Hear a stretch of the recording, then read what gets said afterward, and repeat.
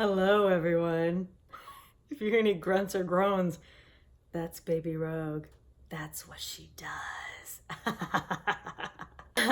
Today we're doing a mock blackout drill.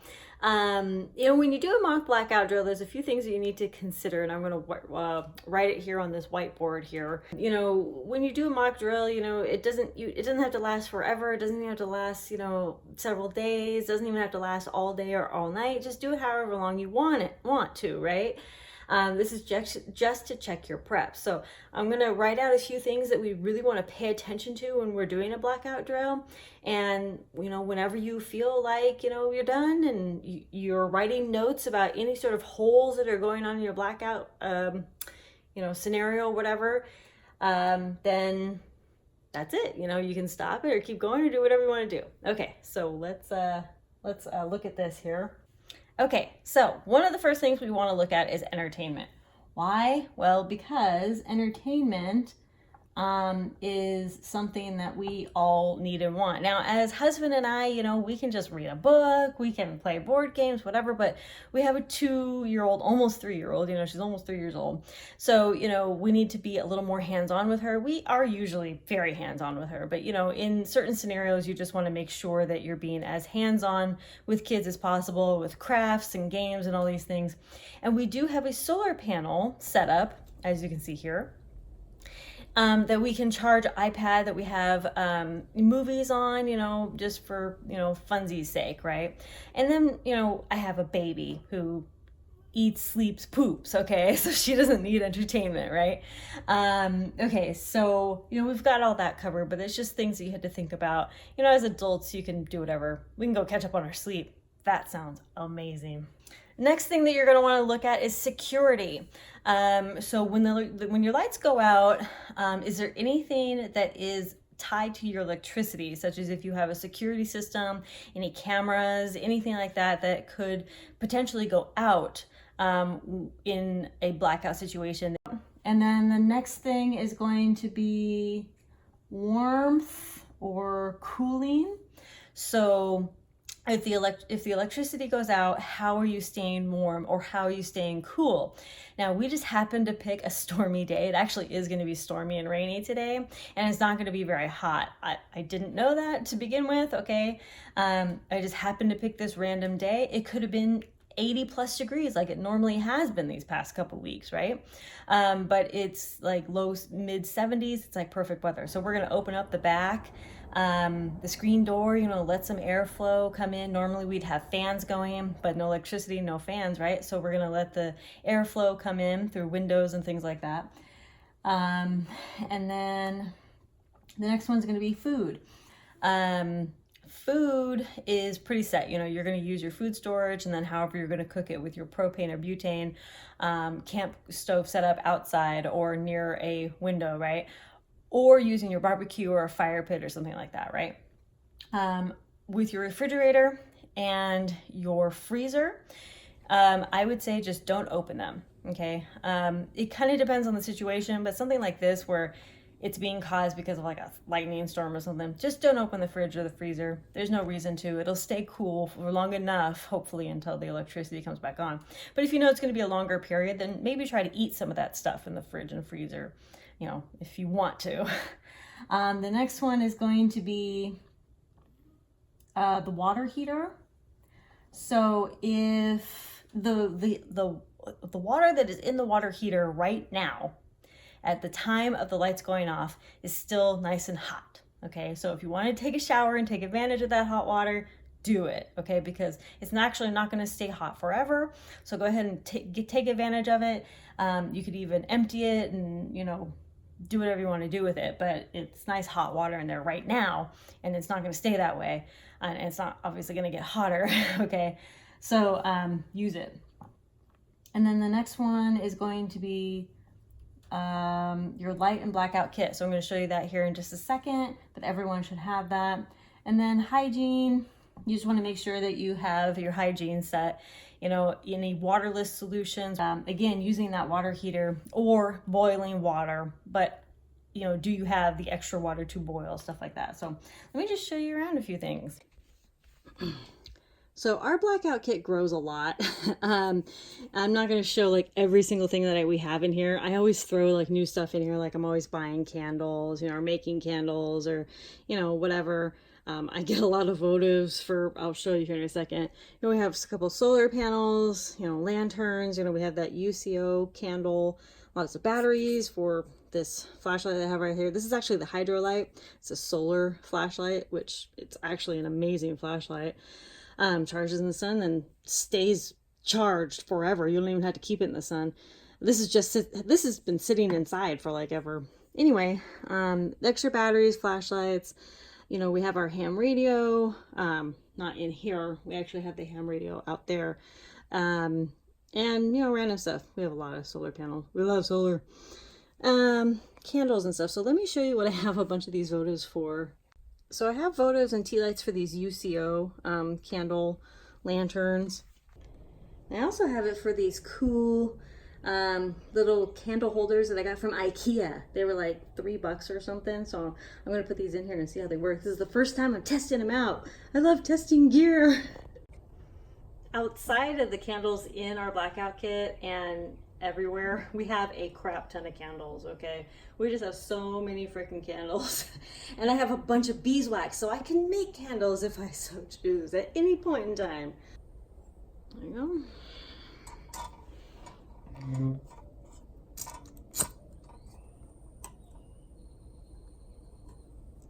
Alright, let me close up the doors. There we go. So let me turn off the light from my camera, and you can't even tell. It's not dark enough, really, to tell. It's still pretty light out. It's like 6 o'clock right now that I'm starting this blackout day, so. Water should still be flowing just fine. Just not hot water, but cold water. So you can still wash dishes, you can still boil water if necessary, all that stuff. And little babies don't really care if the lights are out or not. They just keep sleeping and sleeping. So we do make our own homemade dog food and keep it in the fridge. This is the only thing I've had to take out of the fridge right now. If it were a long period of time, let's say we had to eat all this. This is people food, by the way, too. So like we could totally just eat this right now for dinner if we wanted to as well. It's not just dog food. Now, since I use ingredients like turkey, peas, carrots, eggs, and like olive oil, I actually have freeze-dried eggs, and I have all the other ingredients here in the pantry to just mix up the green beans and the corn and whatever else. If they don't get their spinach, okay. Yeah, I have spinach in there too. And then, some turkey. So that's their dinner, and that's what we plan to do, in case we don't have their fresh homemade dog food. What do you see? You like the candle? It's blackout! There's no light. We need candles on. Whoa! Watching a movie before bed? Yeah. What are you watching? Monster. Oh, monsters. So for dinner, I'm not even gonna lie, I cooked chicken in an Instapot before this blackout, So if it wasn't for this chicken, the fresh chicken, I would have just used canned chicken, and then we're using canned spinach. And I thought about making rice or pasta, but nah, I don't feel like it. We didn't even heat the spinach. We're just kind of like, whatever. But may or may not have heated the canned chicken. I don't know. But we have gas stoves, or gas stove and oven, so it wouldn't have mattered really either way. Ready? 1, 2, 3. Good catch. Okay, throw it back. Whoa. Good throw. I get it. Right into Mama's food. Ready? Oh, pfft. Sorry. That's so interesting, Mr. Moose. Oh, yes it is, Mr. Potato Head. I can tell you stories like that all day long. Change the channel. I don't like this channel. Today, we have the baby news. Today I ate, slept, and pooped all day. Aw, that's my favorite channel. So, blackout training, I mean, we're pretty prepared. We go camping a lot, and blackout nights are basically just like camping, but you're at home. So you always had this reflex of, I want to turn on the lights. But blackout at home is, like I said, just like camping. You know, you find stuff to do. There's no light. You know, you got your lanterns and, you know, your other flashlights and your whatever entertainment. You know, you're cooking by fire or propane or whatever it is.